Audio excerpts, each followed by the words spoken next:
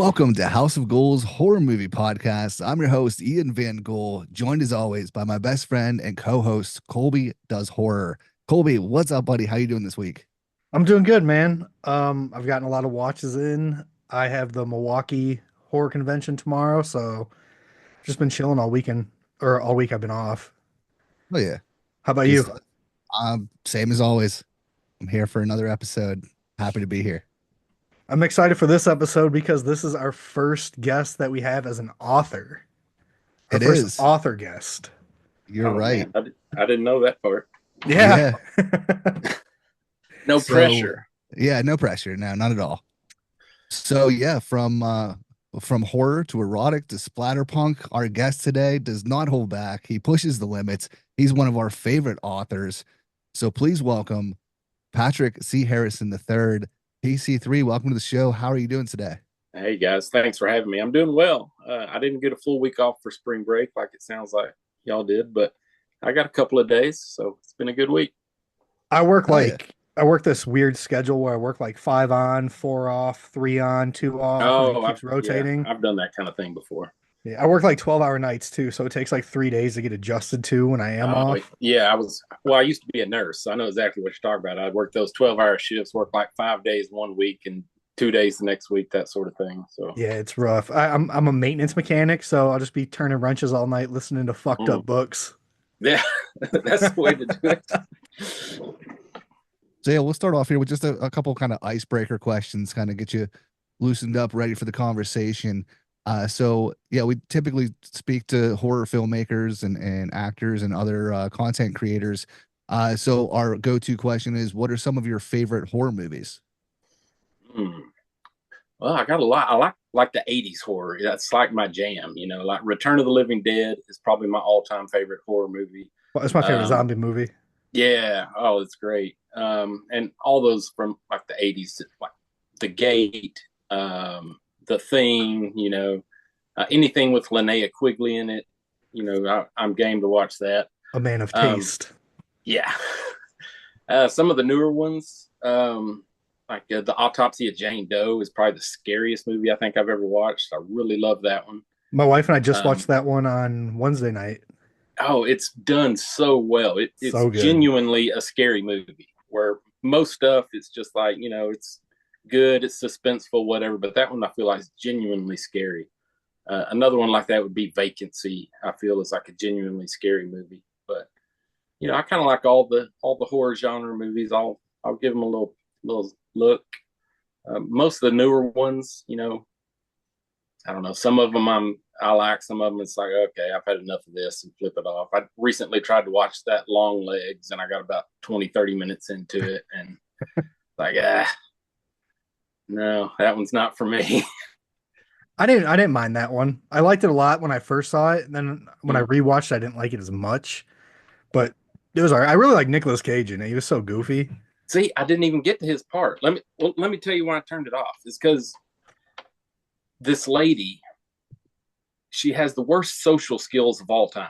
Okay, everybody that sits down and is talking to her, she has like 1 word or 2 word answers for her. Now, Mhm. this is supposed to be an FBI agent. I'm supposed to believe this person went through the interview process to become an FBI agent.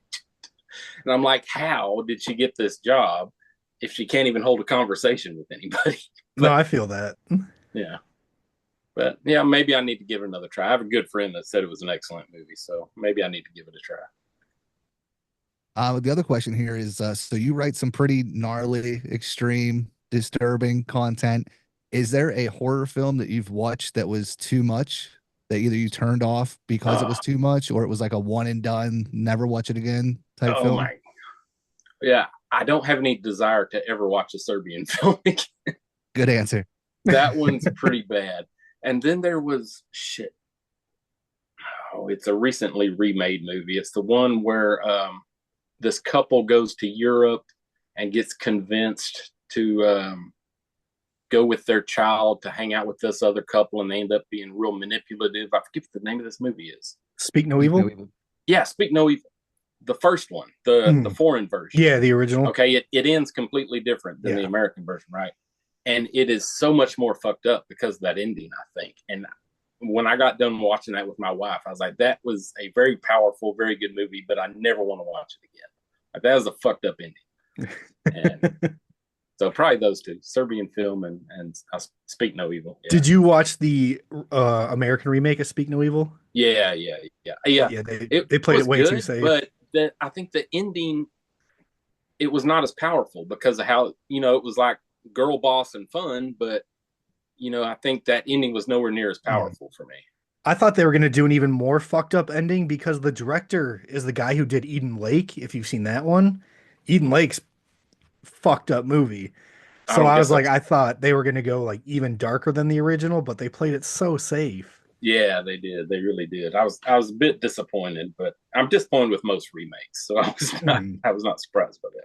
Yeah, and they remade that after 2 years or something. Yeah, something like that. Yeah. All right, we'll get into some horror movie news. Scary movie news. So I only have a few things here.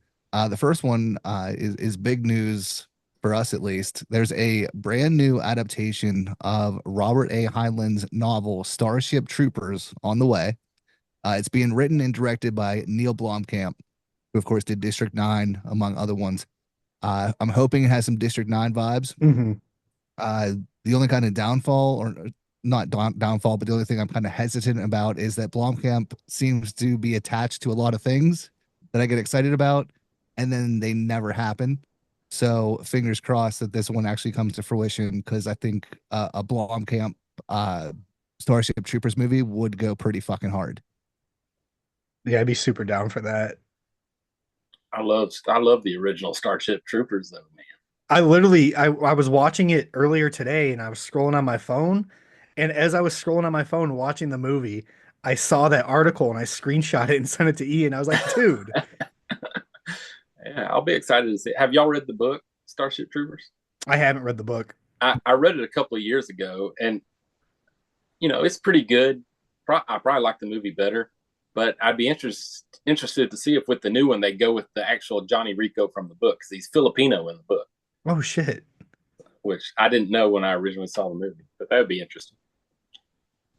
Yeah, I have my fingers crossed, and just like you said, Ian, I hope it's got some like District 9 atmosphere to it. I think that would be sick, and be a little bit darker too. Yeah, I feel like you go a little more serious route. Like, I love the Paul Verhoeven version. I think it's perfect for what it is. So yeah, I'd like to see like a little more serious version of it. It has the potential to be pretty cool, at least. I hope it has the amount of star power that the original had too. Like, rewatching it today, I couldn't believe how many people were in the movie. Oh yeah. Oh, Michael Ironside was great. Dude, fucking Clancy Brown, Mr. Krabs was in it. I told my wife, I was like, it's Mr. Krabs, right? She's like, no, it's not. Oh, really? I didn't know that. Yeah, Clancy Brown's Mr. Krabs. Oh, wow. I did not know that. So my other bit of news then is thanks to Entertainment Weekly, we received our first look at Toxie in the upcoming Toxic Avenger film. He looks gnarly. He has a more serious look to him. But yeah, there's not too much in the way of anything released yet, but we're getting that here in a few months, and I can't wait for it. Yeah, I can't wait. He does look a little bit campier than I expected, but I like it. I mean, it's Toxic Avenger. It can't not be campy. So right. Yeah, it should be a fun time. Is this still a trauma film? That I don't know. Oh, it is still trauma? Yeah. Okay. Yeah, I'm just happy it's finally getting released. I know, right? Because the only time people saw it was at the Fantastic Fest 2 years ago in Austin. I've heard so many good things about it. Yeah, everyone loved it, but they just couldn't find distribution for it. Oh, so it's been made for a while. Yeah, it's been completed for a few years. Oh, wow. That's kind of the issue. That new Tom Six film that's been finished for like 7 or 8 years. At this point. Nobody wants to pick that one up. It's like, come on, somebody needs to grow some balls on that one, Speaking of Tom Six too, I just did a video making my wife, because I make my wife do reactions to like fucked up movies. So I made her react to Human Centipede 2. Oh my god! I had her watch the sandpaper part, the scene with all the shit, and then the baby part. No, the baby part. That's the one that gets me. Oh my god! It's so fucked. I'm just happy with how fucking fake it looks. Oh, that I love that movie. That's one I could watch over and over because Yeah. it's got that comedic element. Where Yeah. like Human Centipede 2 is Serbian definitely my film does favorite. not have the comedic element to it. No. Yeah, All it's like right. it's more fucked up, but it's campy, Yeah. so it just works. I really need to watch the color version. Yeah, I still haven't watched that either. I know it's on fedupmovies.com, but I don't feel like giving my computer a virus. Right? Did you have any news from the week, Colby? Mine was just the Starship Troopers. Fair enough, I was fucking hyped on that. right? But then you kind of simmed it down with the Neil Blomkamp I'm fucking. sorry, You're right though. dude. I was so stoked for that Aliens one. Oh Just never yeah. happened. So, I want to be excited, but I got to be realistic too. Well, yeah, with all that, we'll get into what did we watch. So, Colby, what did you watch that was exciting this week? Well, I just finished watching Starship Troopers like an hour before this. I watched that new Samara Weaving movie, Borderline, last night. Dude, I finally checked out Craven the Hunter because that is on Netflix now. Mhm. I got so much hate. I thought it was okay. Oh, really? I don't know like any of the backstory or anything about the comics, but I like Aaron Taylor Johnson. I thought the movie was all right. That's fair. Autopsy of Jane Doe, The Hills Run Red, Event Horizon, and The Devil's Candy. Oh yeah, all Yeah. bangers. Those are all my watches. PC3. Have you watched anything recently that comes to mind? Let's see. You might be surprised. I don't watch a whole lot of movies. I think the last thing we watched about a week ago, my wife put on that new Strangers movie. It's The Strangers Chapter 1. Chapter 1 or something like that. And I was really kind of disappointed in that because it seems like they just rehashed a lot of the elements from the original Strangers movie. Let's see. Then we tried the Long Legs movie. My wife enjoyed it. Probably the last movie that last horror movie I watched that was really good would be Terrifier 3. Hell I yeah. watched that a month or two ago, and A Violent Nature I really enjoyed. That was cool too. Oh, actually, Yeah. another one I watched was they just released a documentary, The Making of Terrifier 3. Oh, really? I watched that this morning. It was really cool. Oh, that's cool. Well, I'm going to be at a convention in May where Damon Leone and the fella who plays Art will both David. be there. It's going to be fun getting to meet them, hopefully. So, Do you do a lot of conventions in Texas? yeah, I try to do most of the big ones in Texas for sure, and sometimes I get out of state as well. Last year I went to Tennessee, and I've been to Virginia and been to some other places, but I try and get to all the places in Texas when I can. Yeah. Yeah, whenever you go out of state, if you're in driving distance, I definitely got to come see you. Yeah. At least where are you at? I'm in Chicago. Oh, okay. Oh, I was in St. Louis last year, so Oh, okay. that'd be like halfway. Yeah, it's not bad. Yeah, tomorrow I'm going to the Milwaukee one. The only like big people are like Felissa Rose and a couple others, but I'm mainly just going to network and stuff, meet some indie authors and Yeah. directors and shit. Well, this one in May is going to have like Bruce Campbell's going to be there, which is going to be fucking awesome. Last year they had Eli Roth there, so it's called Texas Frightmare Weekend. That's usually like the biggest in the South. Our friend Billy Pond, Bloody Bill, always goes to those. Oh, okay. He's a director. Yeah, he's a director of a movie called Circus of the Dead. Oh, okay. I don't think I know that one. It's a fucked up one. I think it'd be up your alley. Okay. I'll look into that then, because I usually try and buy some indie films every time I'm at a convention. Just stock up on that. This filing cabinet right here is just full of like horror DVDs, and probably half of them are like indie films. Hell yeah. Yeah. One is called Dick Shark. Oh yeah, we're familiar with that one. Oh, are you? I put that on. I was like, "What the fuck is this?" So stupid. It is. All right, Ian, how about your watches? My watches. So I checked out Visceral for the first time. Fucking banger. It is a banger, boxing banger. I dug that one a lot. I checked out Patchwork from 2015. Actually, I found that it's the same director as Tragedy Girls. Oh shit. So that's how I came across it. And honestly, like I like Tragedy Girls quite a bit, but Patchwork was on a whole other level. It's like three girls sewn into one body, Like they're all consciously there, but it's one body. It goes pretty hard. It's a good time. And then I rewatched Near Dark this morning, which I always say is my favorite vampire movie. And after rewatching it, it's not great. It's a classic and I love it, but it's not a great movie. But Bill Paxton makes it great. Dude, he's so good in that movie. He is. I'm ashamed to say I've it. never watched that one. It's good. It's an 80s, like it's an 80s good vampire movie. Yeah. But yeah, Bill Paxton is the main reason why it's so fucking good. Because like the main character of Caleb, the one that like is, I don't know, I guess like the main character, just a total creep. Like that whole first half of the movie, he's just trying to get on that shit.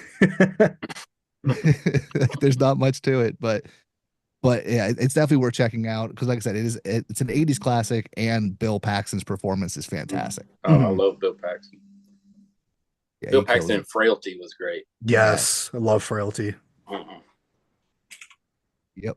And yeah, I'm in Pennsylvania, so if you're ever in the Pittsburgh area, actually, I'm supposed to be going up to that area at some point soon. My friend Brian Keene, the author, has a bookshop up there. I forget, it's a little town somewhere in between Pennsylvania and Philadelphia or something. But he's wanting me to come do a signing up there. So at some point soon, I plan to do that. Oh, hell yeah. If that happens, it'll give me a reason to come out to Pittsburgh and hang out with Ian. Right? Yeah, I would definitely have to meet up. That'd be dope. Will do. All right. So our newest segment then, our physical media from the past week. Colby, did you say you got anything or no? I didn't pick anything up this week because I'm going to that con tomorrow, so I'm sure I'm going to get a shitload of stuff tomorrow. You pre-ordered something? Oh, yeah. I pre-ordered one of my favorite non-horror movies yesterday. I didn't even know that they were releasing a steelbook of it, but Mr. Dakota Buckner told me that Detective Pikachu is releasing a steelbook version, so I went straight to Walmart and pre-ordered that. Nice. It probably has a gnarly cover. It does. Coda said she thought it was stupid, but I was like, that's rad as fuck. What are you talking about? Hell yeah. So yeah, I only have one movie pickup from today. I went out looking and it was kind of a bust, but I picked up Godzilla King of the Monsters. Oh, okay. I'm not the biggest fan of this movie or like really any of the newer Godzilla movies, but it's Michael Dougherty that did it, who did Trick or Treat. And like I'm a sucker for like the big visuals of the shit, so I was like, yeah, it's Blu-ray for like $3. Why not? That was all I got. I have a kind of a funny story like that's good for leading into this actually. So when I first started like my horror movie reviews and everything, like I was never into like the extreme horror or extreme horror books. But I started talking to this one guy a lot, and he's super into like the horror book talk and everything. So I was like, I'm kind of interested in extreme horror. Give me like something that's like a good like starter for extreme horror, like something to ease me into it. So this guy proceeds to tell me, he's like, yeah, check out The Dark Side of Hell. So so that is not the right choice to start out. I don't know. So yeah, my very first experience with extreme horror was The Dark Side of Hell. And now PC3 has become one of my favorite authors. Oh man. Thank you. I will say the first time I read it, I was like, this is the most disgusting fucking vile shit. Like, I'm never reading this again. But then I started to get like into extreme horror and everything a lot more. And then like a few weeks ago, no, it was like 2 months ago, I was like, you know what? I'm going to listen to this book again on my audiobook. And then I was just laughing the whole time. I was like, damn, this shit's fucked up. And I just enjoyed it a lot more. Man, well, thank you. Thank you. I appreciate that a lot. Yeah, they definitely threw you into the water without your floaters with that one. I think. Yeah. I was expecting you to say 100% match because I do feel like that's one for where you're kind of easing into the genre. Yeah, that's definitely a better one. It's definitely not as messed up, but it beats around the extreme horror a little bit, just a little gross. But yeah, The Dark Side of Hell, I feel like that's my most disgusting, most fucked up book for sure. I'm working on one right now that might surpass it. I don't know. Oh, fuck yeah. But Ian. It's like, oh, I'm so ready. No, I've tried a bunch of other like extreme horror authors as well, like Aaron Beauregard. Like I like his writing and everything, but Yeah. I can't like get into it as much as like I get into yours. I don't know what it is about yours, but I'm like fucking locked in every time. Oh, I appreciate that. There's a lot of really good authors out there. Aaron, he's a friend of mine. He's a great one. There's Daniel Volpe's a good one if you've seen him around. Probably if you want to go full on, the most fucked up book I've ever read, it'd probably be called Suffer the Flesh by an author named Monica J. O'Rourke. You said Suffer the Flesh? Suffer the Flesh. I'm writing that down. And it is just one fucked up chapter after another. And then probably the king of extreme horror is a guy named Edward Lee. And he's just written probably the first extreme horror book I ever read was a book he wrote called Header. And I've seen the movie. Oh, the movie's terrible. It's so bad. It's like you could tell it's one that didn't transition well from book to movie. Like the idea was there, but just the dialogue and everything wasn't there for the movie. Yeah. I think he directed the film. Oh shit! But the book is great, and it is so fucked up. But yeah, there's a lot of great authors out there, a lot of good ones to explore. So definitely branch out for me, but keep reading my stuff too, please. Oh, absolutely. I'm trying to go through your whole your whole biography, whatever. Yeah, the whole catalog. Yeah, catalog. But my favorites are definitely. Every time I read one though, I'm like, damn, is this my favorite? Is this my favorite? Like the one I just read this last week was the 5 tales that'll send you to hell or whatever. Oh yeah. Dude. Yeah, man, that's one that never sells. I wish it would, because I really like that one too. But it's kind of funny because with 100% Match, which is by far my best seller, that story was originally meant to be part of an anthology. Someone had asked me to write a story for an anthology, and they wanted it to be a long story for an anthology. So it's, they wanted it to be between 10 and 15,000 words, which is real long for, a short story basically. Well, that anthology fell through, didn't end up happening. So here I'm sitting here with a short story that's like 12,000 words. Most anthologies don't want that, and most books are way longer than that. Mm-hmm. And so I talked it over with a couple of author friends about what I should do with it. And they said, hey, just publish it anyway. Is it like a chapbook? Judith Sonnet in particular is another great extreme horror author. Advised me to do that. And so that's what I did. And almost immediately it just exploded on TikTok with a couple of people. And it's kind of been history since then. So yeah, it's just like a fucked up little novella. Mm-hmm. I think that's what my wife called it. Yeah. But it's done well. I'm not going to complain. As soon as I finish the 100% Match, we always have like TikTok live panels like at night. And I went into like our main panel where we have like 5 or 6 people. And I'm like, you guys need to download this book immediately. Oh man, I appreciate that. I even made my wife download it.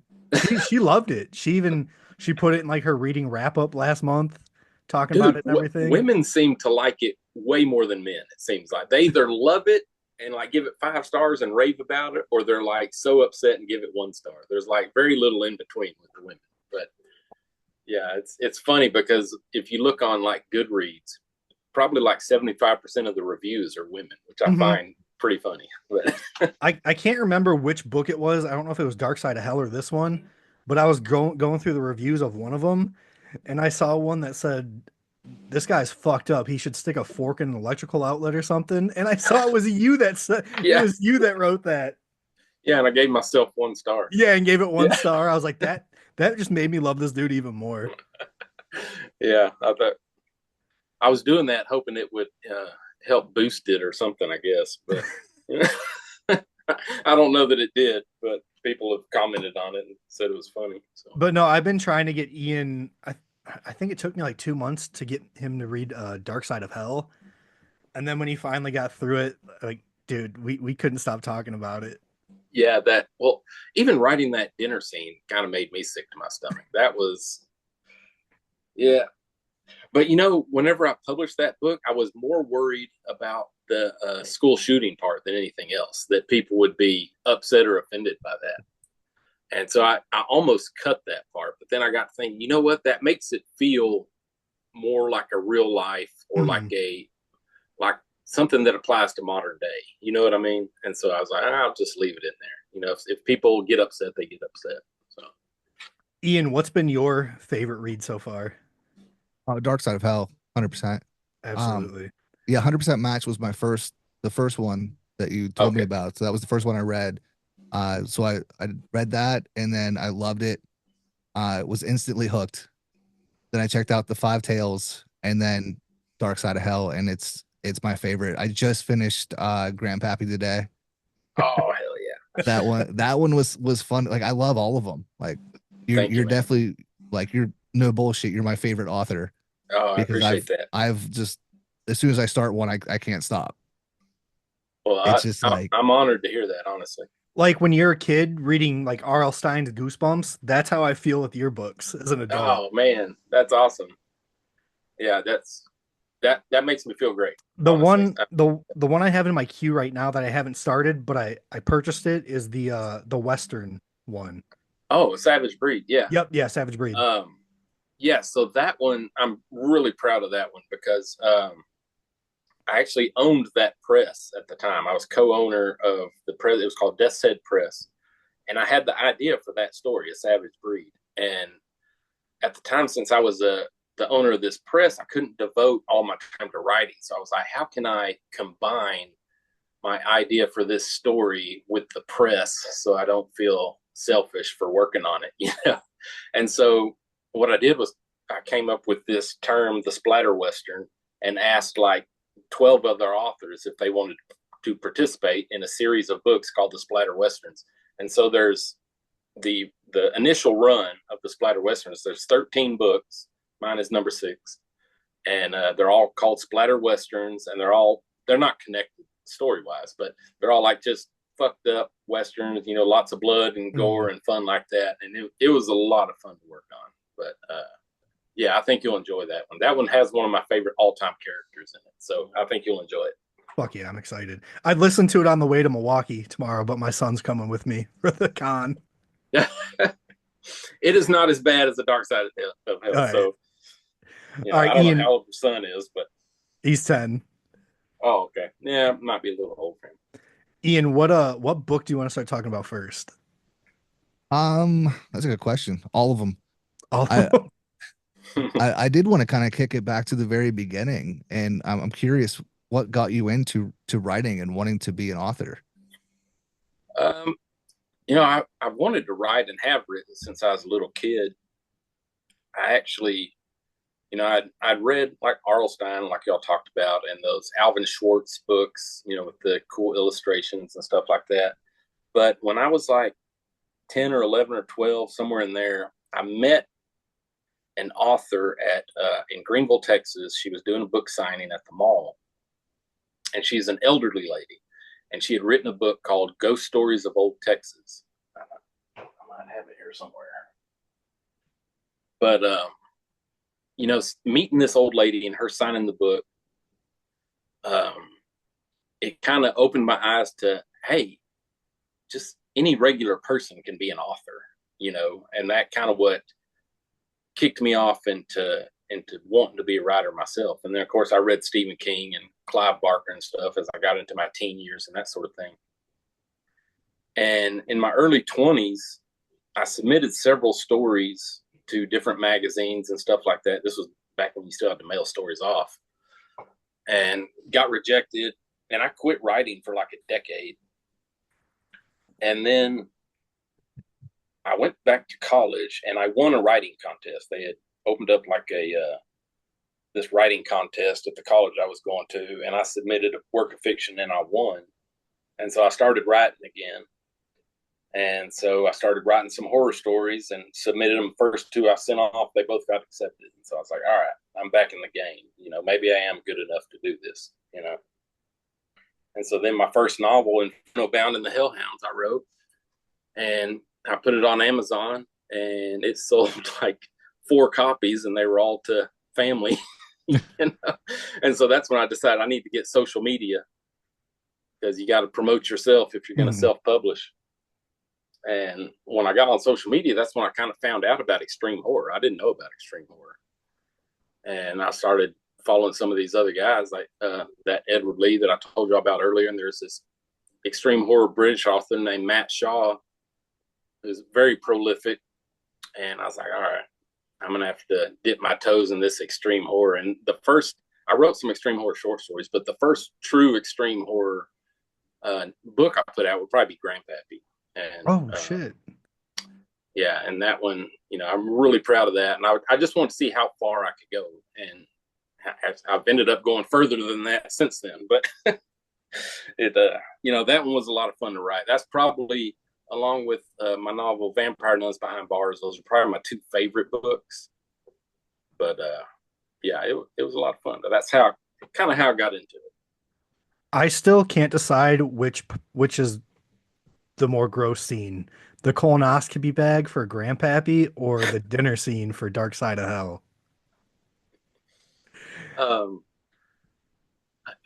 For me, probably reading it, I would say the Dark Side of Hell is grosser. But let me tell you about that scene from Grandpappy. That is based on true events. What? Yeah. So I used to be a nurse.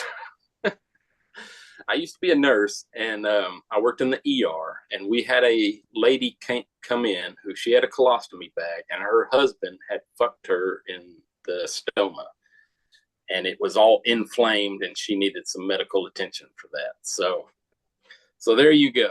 Oh, I just got nauseous. Whenever that happened, whenever I saw that, I was like, okay, at some point I'm going to have to put that in the book. Oh, I'm so glad you did, though. Yeah, I wanted to ask what your inspiration was for all this fucked up shit, but I'm guessing now it's a lot of it came from your experience as a nurse. Yeah, that it helps a lot with body horror. Yeah, and helps a lot with real life horrors, because there are real life horrors out there for sure.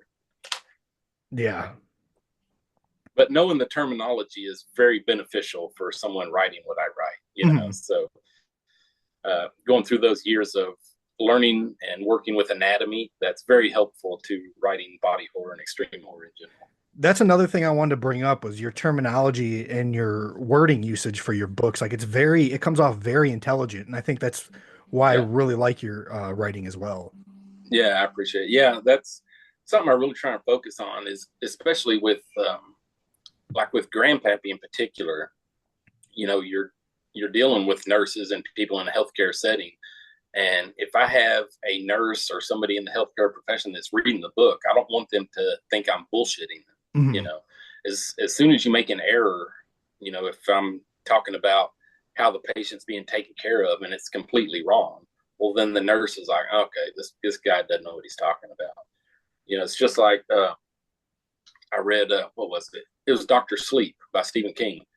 And he had talked about one of the characters had a Glock, okay, and he said that the character hit the thumb safety. Well, the problem is the Glock doesn't have a thumb safety, and so me knowing about guns, living in Texas, I'm sitting here like, okay, Stephen King, you don't know what the fuck you're doing, and any editor should have caught that. But just small things like that takes the reader out of the story, and so if I'm writing from like in a medical book or anything about anatomy, and I know people that are intelligent are going to be reading it that know that sort of stuff, then I want to have it accurate, unless it's some absurd story where being grossly inaccurate is okay, then that's different. But Grandpappy is set in the real world, just fucked up things happen, so I wanted it to come off as a real story. Mm-hmm. Yeah, I'm trying to decide too which one's more fucked up. I think Grandpappy is the one that, like, none of them have made me gag physically yet, but Grandpappy is the one I probably felt the closest to, but it's also the one that made me laugh the most as well. Like the whole it probably experience makes me laugh the most too. Yeah. I don't know. Yeah. I was say 100% match, dude. I was like laughing out loud by myself at work, sitting at the computer. I probably looked like a psychopath. With that one. That one, I wrote that one more as like a black comedy than, I know it gets lumped in with extreme horror and splatterpunk and all that, but honestly, it's probably more of a black comedy than anything. That's definitely how I absorbed it. Yeah, so Dark Side of Hell, I want to talk about that one because I loved Okay. it. I loved every minute of it. Um, what was the inspiration for that? Like how did that one come to be? How'd that story come to be? Oh, let's see if I can remember. Um, I think it started with the name, if I'm not mistaken. Um, yeah, because one of the things I do is I have a ideas list in my computer, and I just, if a cool premise comes across or something like that, I'll jot it down. And if cool titles come up, then I'll put it down. And yeah, I came up with A Dark Side of Hell, and I was like, oh man, that's a good title. I got to thinking, what can I do with it? And I'd had a friend that had come out with the book right at Halloween. It's kind of a Halloween inspired book. And I was like, and this was probably in the spring as I was thinking about it. And I was like, man, let me come out with something right in front of Halloween so it can be Halloween related and hopefully have good sales. And so I had that title, A Dark Side of Hell, and I was like, okay, let's name that. That's the haunted house, and that's where I started from there. And it turned into a way different book than what I was originally intending, because it was not going to go supernatural at first. It was just going to be like this: these people get taken to the haunted house and tortured and whatever. And just like a lot of my books do, they just end up going off the deep end once I get all into them, But a lot of people, they're like, man, that first half of it, whenever they're getting kidnapped and that sort of thing, they're like, it's so intense. This feels like, like a thriller you can see in the movies. And then we get into the second half and it just goes, like full on House of a Thousand Corpses. They're like, what the fuck just happened to this book? So, I'm not sure. I did not write it. I did not plot it out ahead of time. It just kind of happened that way. But, I think it turned out pretty well. Absolutely. Yeah, Ian and I can both agree that we both got like really heavy House of a Thousand Corpses vibes through a lot of Yeah. it. And that's why I liked it so much too. But just like a way more extreme House of a Thousand Yeah. Corpses. Yeah, that would be a great one for Rob Zombie to take up and make into a movie, I think. But Has anyone ever approached you about making one of your books a movie? yeah, actually, Grandpappy is under contract right now, but I think it's soon to be expired. I think so. I don't know if it's going to happen or not, but I've had a couple of different people contact me about 100% Match, wanting to write scripts for it. I don't know if it's going to happen or not. They one of the people said they're working on it. I was like, okay, but it all with those when they say they're writing a script, I'm like, okay, what does that even mean? Is there any funding behind it if you do have a script that's good? Because that I think 100% Match is one that could easily be made into a movie for not much money, really. But it would need to kind of have that same feel to be successful. It would need to be more of a black comedy. I think it would almost have to be kind of artistic looking. You know what I mean? And a lot of indie films, I feel like, are not very artistic looking. Some of them are, but I mean, like with horror films that are focusing on gore and, how fucked up can you be? I don't think it would work in that sense. You know what I mean? But, and then I've actually written a script with a friend of mine, Chris Miller, called Veiled Come the Wicked. It's like a horror Western. And we were approached by a director to do that. It's actually the guy that narrated A Dark Side of Hell. He's the director. Oh, okay. He's done several short films, and he asked me to write a horror Western and see what we could do with it. But that's been a couple of years now. We're actually turning that into a novel, but hopefully that'll become a film at some point. I don't know. I don't have any experience in film. I'm not sure if y'all do, but it seems like it's a hurry up and wait situation with film. Yeah, that's what it seems like. I just talk about horror movies. That's all I do. I hear you. Yeah, I would love to get into film because if for nothing else, it would probably boost sales even more. But it'd be a lot of fun to see something, especially like it probably one that would never happen. My novel Vampire Nuns Behind Bars. It would be like one of those old Roger Corman films, women in prison films. I would love to see that one. But I'd love to see any of your work come to the big screen. Thanks, man. Yeah, I totally would too. It's something that it would be surreal to see. Yeah, like Adam Caesar, who wrote Clown in the Cornfield, his book or the movie just premiered at South by Southwest. So Yeah, I heard that I've was talked to coming him. out. I've talked to him a few times. He's a really cool dude. Book's pretty good. I Yeah, mean, it's like young adult, but it's still a fun read. yeah, I've seen that one all over the place. Yeah, I'm excited to see that movie. Ian, if you could pick one, what would be the your choice for that gets adapted into a movie? Dark Side of Hell. Yeah, me too. They could never do it though. Well, I don't know. Some of these little Trauma could probably do it, but you know, because they'll try anything. Trauma or fucking Unearthed Films. Unearthed. What have they done? They're the ones who released like Serbian Film, Oh, okay. the August Underground movies, Uh, they're the ones that do all the fucked up movies. See, I haven't seen the August Underground. I've read about it, and I want to try it, but I'm also kind of like, do I want to try it? I think August Underground, the first August Underground, it's really not that bad. Like, yeah, there's fucked up subject matter, but August Underground, the second one, Mortem, I thought that's way worse than Serbian Film. Really Yeah, worse than Serbian film. Wow, it's fucked. wow. And the Okay. director is like a really cool guy too. I talk to the director all the time, Fred Vogel, super Yeah. cool dude. I even told him too because I reviewed his first movie, and then I told him I was like, I'm not fucking reviewing Mortem. Sorry.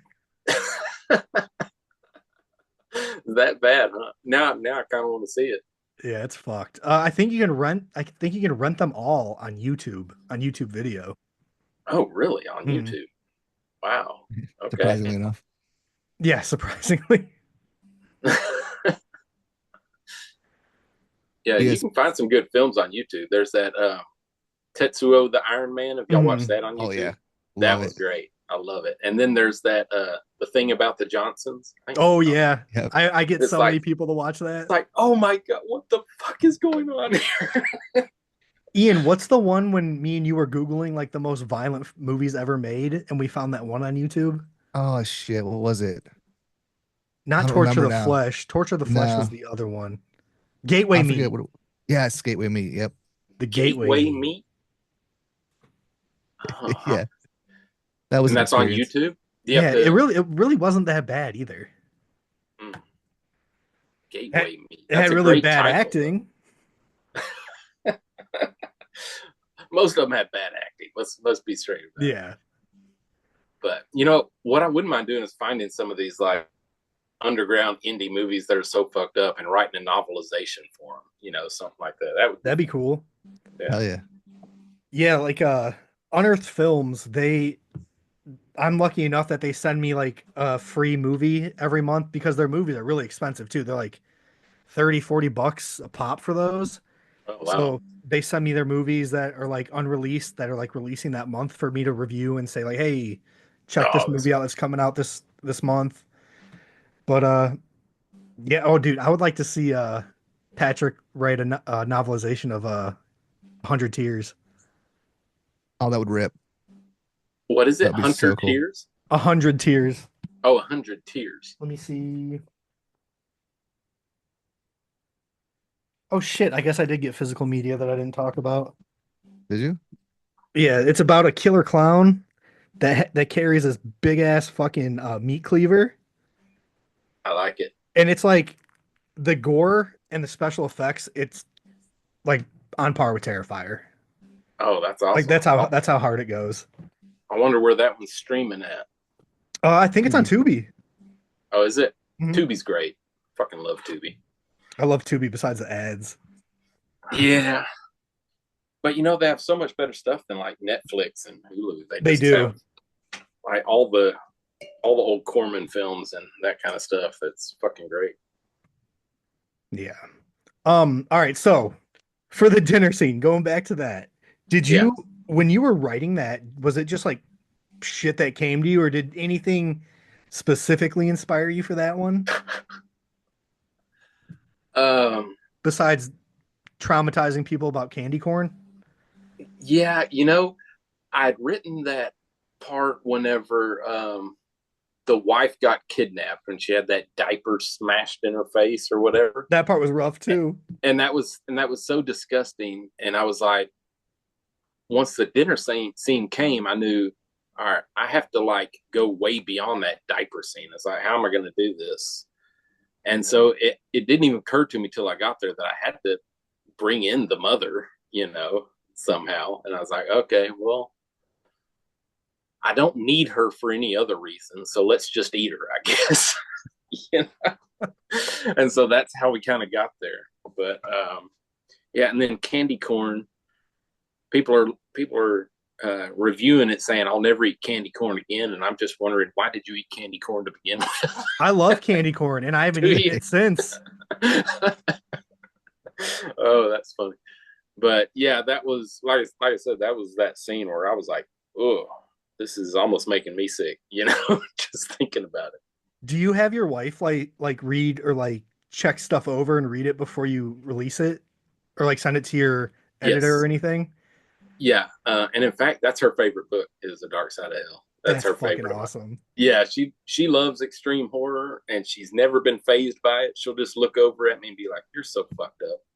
I'm like, "But you're the one that enjoys it. You're the one sitting there reading it." But yeah, she's been my editor on a few of my books, and she always reads them and gives me feedback. So yeah, she's definitely into it for sure. That's awesome. Mm-hmm. So if there ever was a film adaptation of Dark Side of Hell, who do you have in mind for the cast and director? Dear Lord. Director Rob Zombie for sure. I think that's right up his alley. Let's see. I guess Sherry Moon could play the wife, right? Or is she getting too old at this point? Maybe. Just to pull it off. I can see it. Yeah. I mean, she would have been perfect back in the House of a Thousand Corpses days, but who? I don't watch enough movies to come up with this sort of thing. But let's see. Probably my favorite actor is Mark Wahlberg. Maybe we can get him to do the lead. That'd be wild. That would be wild. Seeing Mark Wahlberg in The Dark Side of Hell. And then kind of who I was envisioning as I forget my characters' names. Julian, the boy. Mm-hmm. Remember the boy from Rob Zombie's Halloween? He would be perfect for that boy. Of course, he's a lot older now, so it wouldn't work. But him back at that age, or a kid of similar look and similar attitude, would be perfect for him. And I don't know for the teenage girl, I don't watch anything with teenage girls in it, I'm afraid. But Jennifer Love Hewitt back in the day, maybe something like that. Oh yeah. Yeah, I was trying to think of who I would cast, and I couldn't come up with any of them except for, and I can't think of his name right now either, but the old man who runs the family. Oh, it'd be perfect. Sid Haig if he was still alive. But funny enough, I was thinking Bill Moseley. Oh, Bill Moseley would be good too. That's who I was envisioning when I was reading that, and I was envisioning it in my head. It was Bill Moseley. I was like, he would kill that. Yeah, he definitely would. Actually, the guy that currently has Grandpappy under contract, he said the dream casting would be to have Grandpappy played by Bill Moseley. That would be wild. I was like, fuck yeah. That'd be dope. That's funny that you said Bill Moseley. I thought when you were talking about House of Thousand Corpses, I thought you were going to go with the actor who's passed away now, but like the grandpa in House of Thousand Corpses. Because that's who I envisioned was the old man that ran the house the whole time. Short little motherfucker. Yeah. That's who I envisioned the entire time in that book. So y'all assign actors to the roles. That's cool. I like that. I mean, sometimes it ends up being like someone if it like fits the bill, and other times it's just some random character I think of. No, yeah, I like that. That's cool. But I know there's this one website called fancast.com where people do like fan casting of like actual actors that they envision in the book. So a lot of times I haven't seen any of yours on there unfortunately yet. But yeah, it has like all the actors and stuff that they envision playing the characters, which helps like you visualize everything a lot better. Yeah. But I like going on those and seeing who like people think would play like be like good for the role and whatnot. Yeah, that is very cool. I'm trying to think who would play Bart from 100% Match. That one probably has the best chance of becoming a film, but that would be a hard one to cast. I'm not sure. I don't know his name, but he's like the chubby older guy in Cobra Kai. If any of you have seen Cobra Kai or I've seen the Cobra Kai. Yeah, he's he in would be a like the good one. first or second season. Yeah, Yeah, I can't remember his name, but he's in a yeah, I lot of don't know. stuff. Well, the guy from Human Centipede 2 would probably be a decent Bart. I don't know how Yes. long ago that was, how old he is, Yeah, he's up there now. He's a lot older. I heard that guy's super nice too. but well, good. That's such a great movie. I feel like he would need to be cast in any movies of your work. Like he's just the perfect fit for. We could any of find them. him a role. Yes, that dude's wild. Yeah. Oh, another thing that we haven't talked about yet before we get into our favorite question. So the 5 tales that will land you in hell, I loved every single one of those, but Thank you. the last 3, the dildo one, I think it's in that order, the killer dildo. Yeah. The one when the 2 dudes pick up that girl at the rest stop. I thought Yeah. it was gonna be she was gonna turn into like a succubus or something like that, but I loved the turn it took instead of that. Yeah. Yeah. And then like your least like extreme thing I've ever written was the pawn shop at the end. And Yeah. I fucking loved that. I love that one too. Yeah. I wrote that one specifically because I might have even mentioned this before the story, but I wrote that one because I worked in a pawn shop and people would come in and say the stupidest shit, like they don't have a clue what they're talking about. So, like in the beginning, when there's these people saying dumb shit, that's all stuff that I heard when I worked in the pawn shop. So, that was where that story came about. I was just like, okay, I got to put this stuff in a story and somehow make it a horror story. And so that's how it came about. But yeah, I love that one too. Like it's different from most stuff I write, where it's like once it gets going, it's just kind of like little action bites. I'm not generally like an action writer, but yeah, I liked that one a lot. And I love that because I was expecting you to say like all these inspirations you get were from like movies and whatnot for your stuff. But like all this real life shit that you've experienced, it makes it even that much better. Yeah. I think that's where the best ideas come from is, your real life stuff. Because I think people connect with it better whenever it's something you've experienced. So you know how to put it on the paper because it's happened in your life, Right. So I got to think how to word this last one. So usually when we have a filmmaker on here, we tell them that if they ever need an extra to be killed off in a movie, let us know. And I've been killed in one movie so far. Ian and I are flying to Reno in May to shoot another movie we're going to get killed by Bigfoot in. So in any of your upcoming novels, if you need a couple like podcasters or horror movie reviewers to kill I'll off, kill you. something like that. I'll kill you. Kill us in the most disgusting, fucked up way possible. I'll do it please. For sure. I mean, yeah, Colby and Ian, kill him. I'm writing it down. Fuck yeah. And then that'll give my wife a reason to read the book too. Yes, I can kill y'all for sure.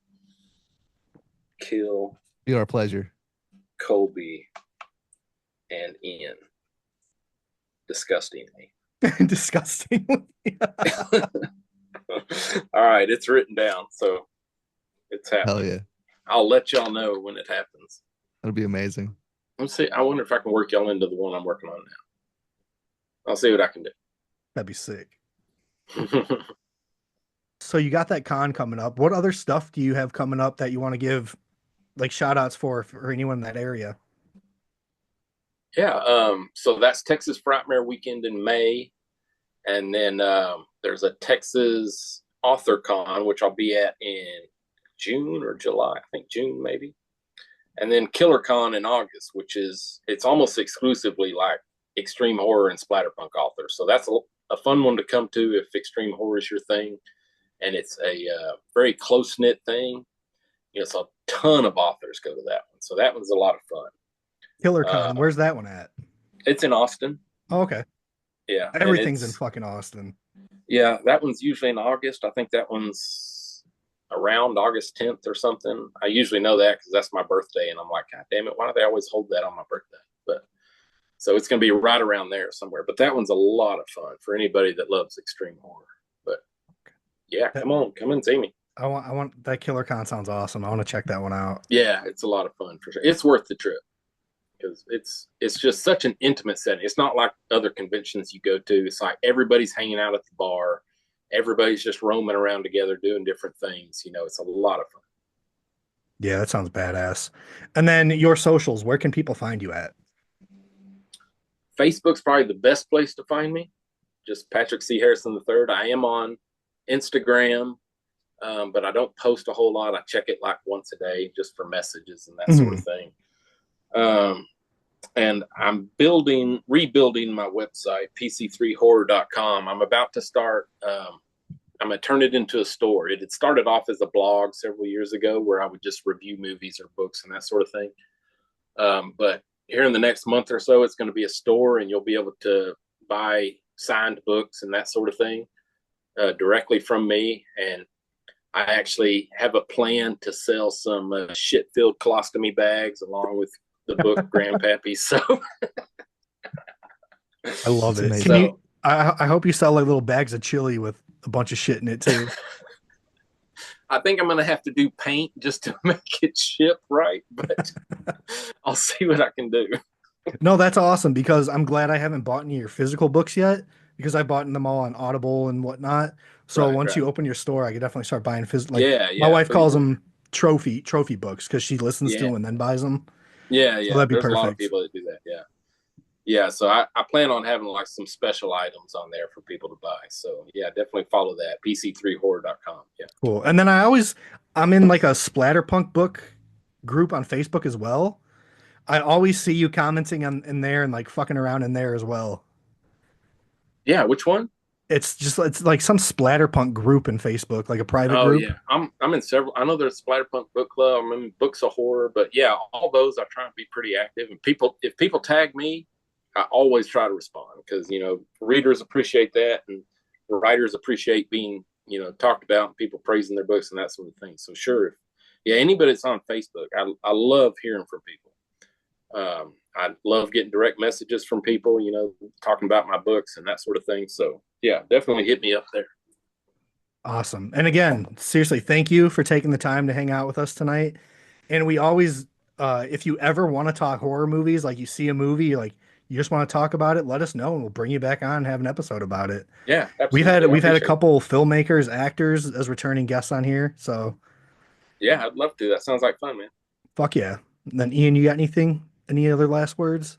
Yeah, before we go, I did think of one other question. We kind of touched on it, but is there any particular like negative reaction that you've gotten from any of your work that has like stood out?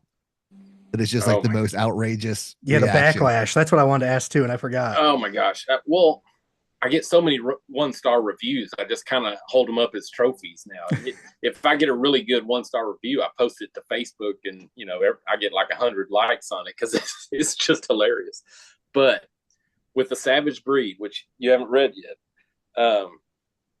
that was before I'd gotten very popular. It was before 100% Match or Grandpappy, and I released that book. And this whole review website called Nightworms, like their entire review board, they like review bombed it with 1-star reviews and like accused me of being this terrible person.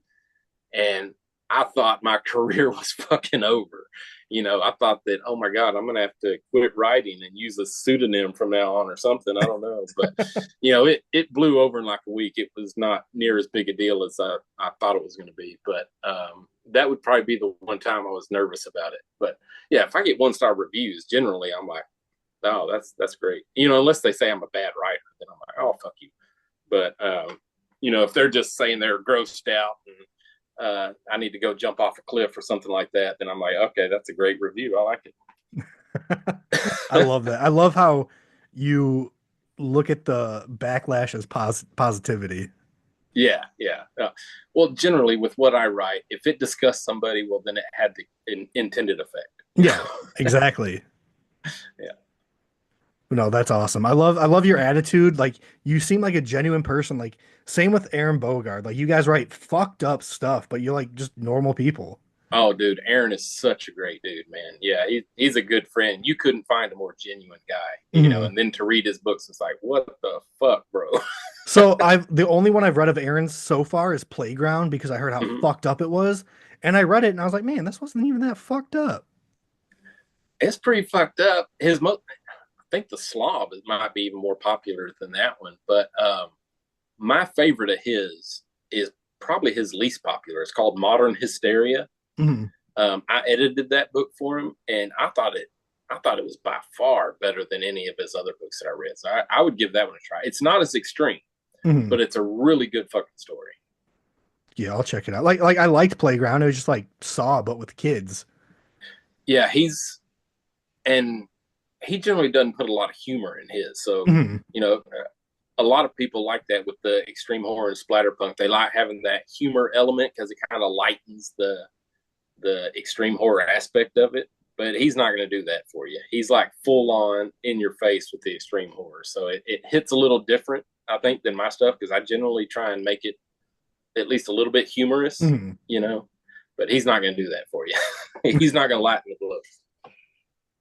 Yeah, I'll definitely dive into more of his as well too. But yeah, I can't wait to get into that Western one, The Savage Breed.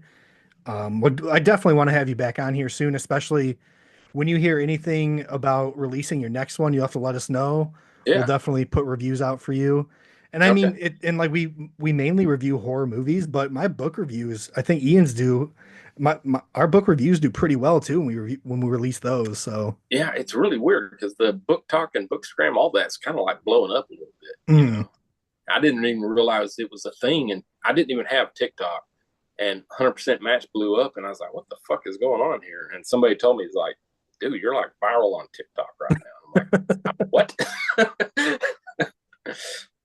So, That's awesome. Was it like all good stuff? Like people saying like well, it's fucked up and fun? the first review that really exploded was in Spanish, so I have no idea what they were saying. Damn. Yeah, but most of them are pretty positive. Yeah. Cool. Yeah, yeah. I mean, my wife loved it. She was laughing. So I'm gonna get her to read Dark Side of Hell. I promise. All right. Yeah. Well, good luck with that if she's not really into extreme horror. But I mean, I make her watch a lot of fucked up shit too. So I think she'll yeah, be fine. well, that's cool. Yeah, I hope she enjoys it. But yeah, seriously, again, thank you for hanging out. Now do you Absolutely. have last words, Ian? No, I don't have any last words. Just thank you. Appreciate you taking time out to hang out with us. Yeah, man. Thank y'all for having me. I truly enjoyed it. Oh yeah, for sure. We've been wanting to talk to you for a while, and I'm glad that you are our first author that we've had on here. Yeah, man. I'm honored. Yeah, I appreciate it. And I do want to come back at some point. It'd be fun. For sure. We'll definitely think of something cool. Good. And then, oh yeah, especially if you do kill us off in one of the books, we'll definitely bring you on and talk about that. I will. I'm gonna come up with a very unique, fucked up way to kill y'all. So Fuck yeah. I I'm gonna can't go tell my wait. wife right when I get off. Hell yeah. All right. Well, Patrick, thanks again for taking time out. Come hang out with us. We appreciate it. For everyone watching and listening, check out Patrick's books for sure. I will link everything in the show notes as far as his bibliography and where to find them, as well as his social media. And all of our stuff is linked there as well. So check it out. Make sure you're following, subscribed, and all that fun shit. But yeah, that'll do it for another episode of House of Ghouls. So we appreciate you all watching and listening. Stay safe out there, and we'll see you next week. What if everything you know is someone else's dream?